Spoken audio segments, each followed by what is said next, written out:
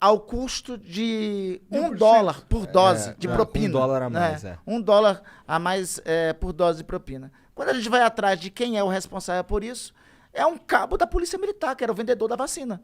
Um cabo da Polícia Militar da Polícia Militar de Minas Gerais, que não tinha vacina. Ele não tinha vacina para entregar, não tinha vacina para vender, né? E ele relatou que participou de um encontro com o diretor de logística do Ministério da Saúde, onde o diretor de logística fez a oferta para ele da propina. Chegou a falar da oferta de propina para ele. Caralho. E ele depois... E aí, depois disso, ele chegou a encontrar com o secretário executivo do Ministério da Saúde, o senhor Elcio Franco. Elcio Franco era o secretário executivo de Pazuello. Esse nome se repete várias vezes. Ele reúne com essa intermediária de vacina chifrinha, essa intermediária folclórica de vacina, né? Essa World, não sei o que. Não, essa primeira é a Davat. Tá. E depois o Elcio Franco faz uma reunião também com essa tal de World Brands, que é essa que é a importadora de produto erótico, que estava querendo vender vacina para isso. Né? Então, a gente começa a encontrar uma série de outros casos. Aí a gente vai mais a fundo, descobre que tem superfaturamento na entregadora de vacina, que é a VTC Log, que é a empresa distribuidora das vacinas e dos insumos. Tem um contrato lá que teve um reajuste de 120% nessa empresa. A gente vai mais adiante nos depoimentos, aí descobre que tem superfaturamento nos hospitais federais do Rio de Janeiro. A gente vai mais adiante nas informações, aí descobrimos que houve uma contratação de máscaras no começo da pandemia ali, pelo mês de abril ou de maio, com um ágio, com um superfaturamento de quase 120%. Enfim. Quanto mais tu procurar, mais tu vai achar, cara. Nós puxamos uma pena, veio o galinheiro todo junto, né? Aí agora, essa segunda parte, vamos organizar para ver o que de ilícitos, desse esquema de corrupção nós temos. Uma coisa que eu tenho, uma preocupação que eu, como cidadão, tenho com a CPI é tipo, porra, legal, é preciso, eu acho que a pandemia é um marco tão grande na história da humanidade, como um evento que muda tudo, que é preciso a gente analisar politicamente o que aconteceu e ver se o governo lidou bem com isso ou não. O que me preocupa é o como isso é feito de arma para atacar o Bolsonaro, que tem os seus motivos para ser atacado e que tá fazendo as merdas lá, mas também que não é a única raposa no galinheiro quando a gente fala de governo. Né? Monark, eu gostaria que não tivesse CPI. Tinha outra instituição que podia estar fazendo esse serviço que nós estamos fazendo. Essa instituição era a Procuradoria-Geral da República. Porra, mas o cara lá é amigo dele, porra. Pois é, mas amigo isso aqui não podia, né, Igor? É amigo do amigo. Isso aqui não podia. Porque, olha só, o que é que diz a Constituição, né? A lei que todos nós devemos seguir? Que o Ministério Público Federal, e no caso a Procuradoria-Geral da República, é o titular de direitos difusos e coletivos e é o responsável por investigar quaisquer formas de ilícitos, né? Então, há algum tempo, o Procurador-Geral da República, como é que era escolhido o Procurador-Geral da República? Os procuradores indicavam 3 nomes e o presidente da República escolhia um dos 3. Isso dava... De preferência o primeiro da lista. Preferência em vários momentos foi o primeiro da lista, né? Isso em diferentes governos. Governos do PT, governo Temer. O Temer não escolheu o primeiro da lista, mas escolheu um dos 3, né? Isso dá ao procurador uma independência, porque ele não fica devendo poderes, não fica devendo favores, melhor dizendo, ao que nomeou ao presidente da República. Ele fica devendo à instituição, aos procuradores da República que escolheram. Sim. O que ocorreu que essa tradição, isso não está na lei, a indicação da lista tríplice. O atual presidente rompeu essa tradição. E o que aconteceu? Por que tem a CPI? Porque se a Procuradoria-Geral da República tivesse cumprido o seu papel, tivesse feito o serviço, né, não precisaria ter a instalação de uma comissão parlamentar de inquérito, porque a investigação estava em curso. Mas o que foi feito assim no âmbito da Procuradoria-Geral da República? Se voltou somente pelos erros, e existem erros que tem nos estados, e não são pouco não, tem muito, está fazendo certo nisso, mas tinha o pau que bateu no Chico, tinha que bater no Francisco também, tinha que apurar esses esquemões que estavam no Ministério da Saúde, né? Então, se não tivesse CPI, nós não chegaríamos a isso. Veja, Monark, quando começou a CPI, eu estou dizendo aqui para vocês, a gente não estava com a hipótese de corrupção. A corrupção apareceu na CPI. Os irmãos Luiz Miranda, nós encontramos a história, eles vieram, nós os convocamos na CPI e lá eles contaram. As histórias que estão aparecendo, elas foram descobertas e não estava sequer na hipótese primeira do que nós estávamos investigando. Mas eu sinto que esses casos de corrupção, pelo menos esse dos irmãos, ele não aponta para o Bolsonaro é corrupto. Ele aponta, a gente tá vivendo num sistema onde a corrupção é praxe, e eu acho que todo governo que tiver vai ter gente em vários escalões diferentes tentando fazer corrupção. Não quer dizer que o Bolsonaro não seja corrupto. Perfeito. Mas existir corrupção no governo dele não é 100% só culpa dele, porque os agentes, eles são capazes de serem corrompidos independente do presidente. Isso de antemão já inclusive contraria o que o presidente originalmente dizia ou diz, que não tinha corrupção no governo dele, né? Mas veja só, neste caso concreto, o presidente sabia da corrupção. Ele foi noticiado no dia 20 de março da corrupção. Não tomou a providência devida sobre o esquema de corrupção existente. Alguns até argumentam o seguinte: não, mas não foi pago. Olha, meu amigo, a nota foi empenhada. Para quem não conhece a administração pública, empenho significa vou reservar aquele dinheiro para te pagar, né? E não era pouco dinheiro, era 1 bilhão e 600 milhões de reais. Para fazer a máquina estatal reservar essa quantidade de grana, o negócio avançou em certo nível. Exatamente. Não, mais que isso. Tinha um recibo de um pagamento antecipado de 45 milhões de dólares. Caralho! Né? Esse recibo de pagamento antecipado só não foi executado porque o danado do servidor, o tal do servidor, o Luiz Ricardo Miranda, disse: não, isso está errado. Salve, Luiz Ricardo. Obrigado. A gente tem um pleito de gratidão a Luiz Ricardo Miranda. Ele que aponta e ele que vai ao presidente da República. Aí depois o nome dele chega na CPI. Aí suspende o negócio. Tanto eu achei muito engraçado o governo dizer: não, nós não encontramos. A CGU fazer uma declaração que eu achei até hilária essa semana, que é a Controladoria Geral da União, dizendo: olha, nós não encontramos nenhum elemento de corrupção, mas mandamos cancelar o contrato. Ora, se vocês têm tanta convicção que está tudo certo, tudo resolvido, por que vocês mandaram cancelar o contrato? Se está tudo certo, tudo resolvido, por que a empresa lá da Índia, a Bharat Biotech, cancelou o contrato com a intermediária daqui, que é a Precisa? Né? Eu tenho todos os elementos, indicam que Luiz Ricardo foi quem apontou primeiro, a CPI identificou, o escândalo veio, e aí o pagamento não ocorreu. Mas o pagamento estava na boca do caixa. Você colocar 1 bilhão na nota de empenho, era para fazer já o pagamento. E essa, Monark, é uma das investigações. Tem outra investigação que nós acreditamos que vai muito a fundo, que é a história dos hospitais federais do Rio de Janeiro. E lá é grave, porque nós estamos encontrando lá que o poder público acabou se compliciando com o esquema das milícias. Caralho. Aí lá é um negócio mais grave que nós, o pessoal está chamando assim, né? Nessa segunda temporada da CPI, pretendemos aprofundar a investigação. Caraca, que doideira, cara. Nossa, deve ser um... Por isso que tu fica recebendo as ameaças aí. Eu vi que tu andou pedindo aí pros caras... Escoltar armado? Chegou coisa no teu telefone, não foi? Chegou várias. Mas é o seguinte, eu nem, assim, eu até brinco, quando eu estou em Macapá, assim, a minha maior escolta é andar com Gabriel e Thaís, que são meus filhos, entendeu? Uhum. Então, eu nunca... Porque eles andam armados até os dentes? Depois de nós dar uma olhada lá no perfil do Gabriel e Thaís, eu tô muito mal de segurança, se depender só dos dois, entendeu? Se depender só do Gabriel e da Thaís, e Gabriel, Thaís e do Antônio Gabriel, que é o meu neto, que eu também já sou avô, né? Então eu tô muito mal de segurança. Então, as primeiras que teve, assim, eu acho que eu lido bem com isso. Eu recebo, quando não faz ameaça diretamente, quando é só xingamento, só bloqueio.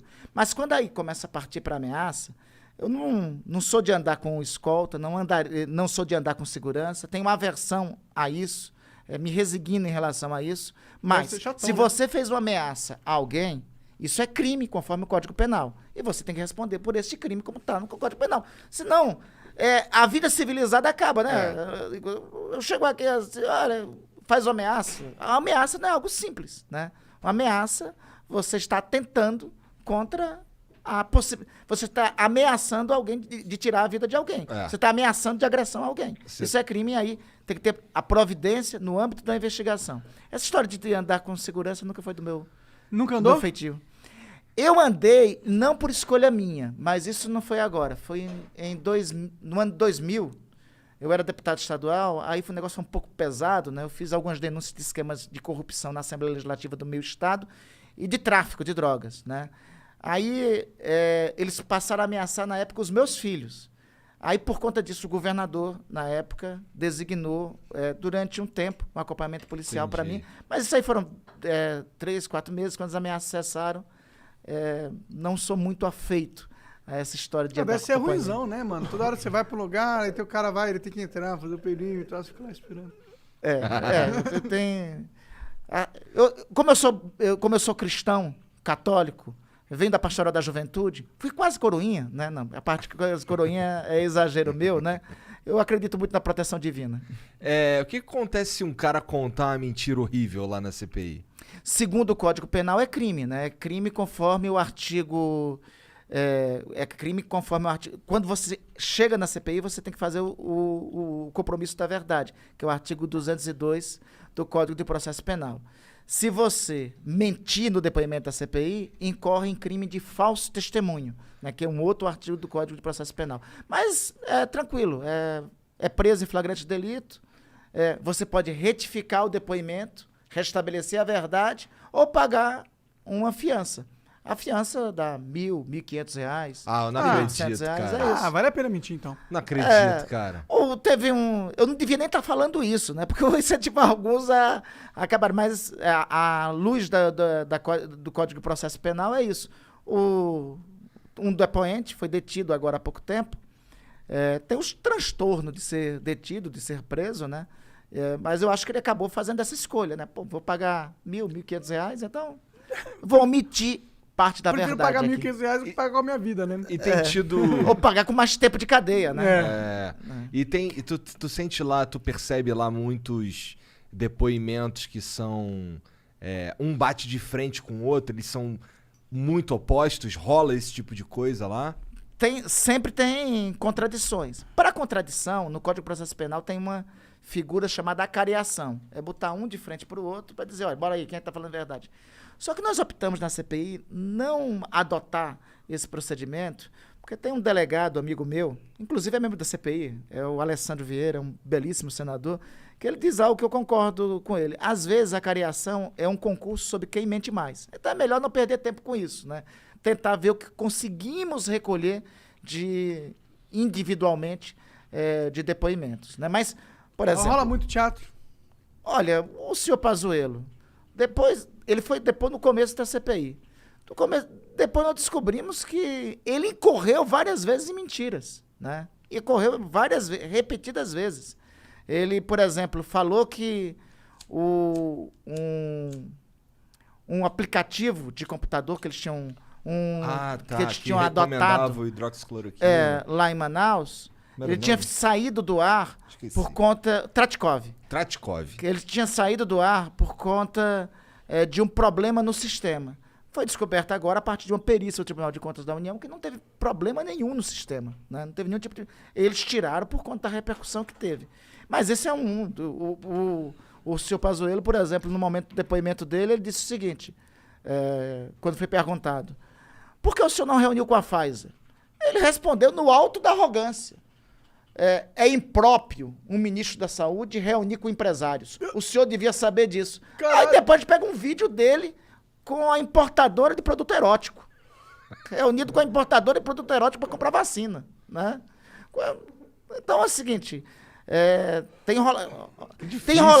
rola não só teatro, Monark. Eu acho que tem uma indústria que tem que se ganhado muito dinheiro em Brasília, tem que ser daquela indústria dos media trainings, né? Um dia desse saiu aí, inclusive, um media training de uma das depoentes da CPI, da senhora Mayra Pinheiro, que é conhecida como Capitã Cloroquina, né? Saiu o media training dela. No media training, Monark, Igor, no media training ela diz o seguinte, olha, você me organiza as perguntas aí, porque lá tem uns 5 senadores nossos para eu dar as perguntas para eles me fazerem. Eles levantam e eu vou pro gol, né? Então tem tido uma indústria que eu acho que tem ganhado dinheiro lá em Brasília, nos depoimentos do CPI, essa indústria do media training. Caralho. Mas isso me dá um tédio do caralho, cara. Mano, a única solução, na minha opinião, é acabar com tudo. Faz o democracia direta aí, mano. Põe um negócio no aplicativo ali, em vez de ter que ter presidente, você clica ali se você vota. Em vez de ter senador ou congressista, você clica, aperta, vai. Mas você sabe que a nossa Constituição já possibilita, já tem um modelo de democracia muito avançado, uma democracia semidireta, só que a gente utiliza pouco, né? Tem 2 instrumentos da nossa Constituição, que é o referendo e o plebiscito. Ambos estão no artigo 14 da Constituição. O Brasil utilizou muito pouco desses dispositivos. O último foi o de armas, né? Muito tempo atrás. 2005 E foi não referendo. respeitaram, né? O último foi 2005 do referendo. O último plebiscito que nós temos notícia é o de 1993, né? Nossa, que foi é pra ver o da monarquia. Sistema de governo e forma de governo. Caralho. Né? Esses mecanismos que nós temos na Constituição, nós utilizamos muito pouco. Nós temos... Mas eu acho que nós temos, então, já mecanismos de democracia. Nós não temos uma democracia direta, porque não temos, inclusive, no âmbito global, uma experiência. O único modelo de democracia direta que a humanidade conheceu foi a dos gregos. E não era tão direta assim. Porque, como venhamos, lá na democracia dos gregos diziam: todos os homens livres têm direito a voto. Eram os homens somente, e não eram os escravos, que era a ampla maioria dos gregos. Então, nem a democracia grega, que é a referência da democracia direta, é tão direta assim. Só que faz 2000 anos e a gente não tinha internet naquela época. Que a gente tem agora. A gente tem, inclusive, sistema de blockchain. Pô, a gente tem tanta tecnologia, mano. A gente vive hoje num sistema operacional que é o Windows DOS 1.74, que tá comandando a nossa vida, a sua vida, a minha vida. Todo mundo tá ouvindo. A gente roda nesse sistema operacional precário, existe solução, entendeu? Tipo, a gente só não tem vontade política para todo mundo se organizar em volta dessa solução e efetivar. E eu acho que nós temos que utilizar mais isso, porque nós temos 2 mecanismos na Constituição que pode ser utilizado com mais referência, que pode ser utilizado com mais frequência: o plebiscito e o referendo. Coloca esses 2... Utiliza esses 2 mecanismos, né? Coloca esses mecanismos. É lógico que em cada momento a gente tem que ver qual é a prioridade do momento, né? Eu acho que, nesse momento, a sociedade está com um dilema enorme, né? Nós temos que resolver esses nós temos 14 milhões de brasileiros desempregados nesse instante. Nós temos que recuperar o país economicamente logo depois da pandemia. Mas eu acho que o Estado poderia se utilizar mais desses mecanismos que estão dispostos na Constituição. Não seria muito legal? Tá rolando uma lei no Senado ou no Congresso. Pô, o meu senador tá votando de um jeito que eu não concordo. Eu queria que votar de outro jeito. Eu vou lá no meu celular, eu abro o meu aplicativo, eu falo assim: esse voto aqui eu não quero dar pra ele. Desde que nessa específica aqui eu vou exercer o meu poder democrático e votar no que eu quero. E aí, aquela porcentagem, aquela fração do voto que era representado pelo senador, fica representado pelo aplicativo e acabou. No Senado, temos, inclusive, avançado nisso. Sempre que há projetos a serem apresentados, esses projetos são colocados à consulta pública no site do Senado. Sim, e as pessoas podem lá opinar sobre aqueles projetos, né? Agora, além disso, acho que tem outras formas, outros mecanismos da sociedade também participar mais diretamente, né? O fato é o seguinte, Monark, eu acho que a democracia representativa já é um avanço civilizatório. Nós podemos aperfeiçoá-la, podemos aprofundá-la, mas se nós já conseguirmos colocar, como está na Constituição, o nosso modelo de democracia, e por isso que ela é tão cara, e por isso que a gente tem que ficar incomodado sobre toda vez que alguém ameaça o regime democrático, né? Por isso que qualquer ameaça ao regime democrático não pode ser tolerada, não pode ser aceita. É fundamental nós termos eleições periódicas. As eleições possibilitam que a gente acerte e que a gente erre também, né? Mas não seria muito mais possibilitante se você pudesse ir real time mudar essa porra? Real time, tá ligado? Porque a gente tem que esperar 4 anos. Eu acho que a gente podia... Não faz sentido. A gente tá vendo a idade da pedra. A gente podia começar a debater uma parada nesse sentido. 4 anos, mano. Hoje, se você quiser, você organiza uma votação do Brasil inteiro, 200 milhões, em 30 segundos na internet. Eu acho também. É o Big Brother aí, né? Caralho, exatamente. Eu acho também. O que está acontecendo no âmbito da CPI? A CPI tem tido participação online das pessoas. Via de regra, nós estamos lá inquirindo. Os meus melhores questionamentos nas inquirições com a moçada acompanhando nas redes sociais, acompanhando no Twitter, dando sugestão, trazendo informações. Olha, hoje saiu um perfil do Twitter, revelou que enquanto as pessoas estavam precisando de oxigênio lá em Manaus, no começo da pandemia, lá estavam distribuindo hidroxicloroquina, mas distribuindo, o Ministério da Saúde tratando, enfrentando uma crise de oxigênio com distribuição de hidroxicloroquina. Isso nós sabemos como? A partir das redes sociais, isso nós sabemos a partir dos... hoje, isso que tu estás falando, e eu acho que com o tempo isso a gente vai avançando e vai aprofundando, né? Já ocorre. Boa parte das inquirições, por exemplo, na CPI, tem tido a contribuição das redes sociais, né? E aí chega essas informações pra vocês e vocês vão lá averiguar se o bagulho é isso mesmo e acaba sendo, né? Muitas vezes, assim, as informações chegam até nós. Qual é a providência a partir de uma informação? É pedir por requerimento as informações e aí o inquérito tem poder de polícia para requisitar as informações ou fazer a quebra dos sigilos bancários, do sigilo fiscal. E aí dá pra você ter um raio-x se tá rolando mesmo ou não. Chegam os elementos que, a partir do indício que tínhamos, aponta que o indício era real, era verdadeiro ou não era, né? Entendi. Interessante pra caramba. É concreto ou não. Agora, assim, no conjunto da CPI, nós temos informações que nos chegam e, assim, o importante é que tem tido uma participação muito ativa, né, da sociedade, principalmente através dessa forma que você está dizendo, através das redes sociais, a partir de sugestões de contribuições diretas à CPI.